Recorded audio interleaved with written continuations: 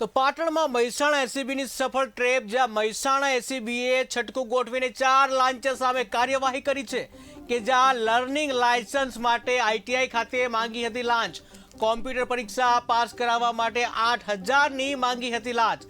તો સિહોરી આઈટીઆઈમાં ઇન્સ્ટ્રક્ટર ઝડપાયો, જ્યાં 3 એજન્ટો સામે પણ કાર્યવાહી હાથ ધરવામાં આવી છે। તો લાંચ લેતા પકડાયેલા 4 આરોપીઓની અટકાયત કરવામાં આવી છે।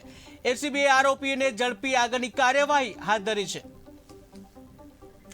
તો પાટણ કે જ્યાં મહેસાણા એસીબીની સફળ જે ટ્રેપ જે છે કરી છે, તો મહેસાણા એસીબીએ છટકું ગોઠવીને 4 લાંચિયાઓને ઝડપી પાડ્યા છે, જ્યાં લર્નિંગ લાયસન્સ છે એના માટે આઈટીઆઈ ખાતે માંગણી કરવામાં હતી લાંચ, તો કોમ્પ્યુટર પરીક્ષા પાસ કરાવવા માટે 8,000ની લાંચની માંગણી કરી કે જ્યાં સિહોરી આઈટીઆઈમાં ઇન્સ્ટ્રક્ટર જે છે એને ઝડપી પાડવામાં આવ્યો છે અને આ અંગે એસીબીએ આગળની કાર્યવાહી હાથ ધરી છે।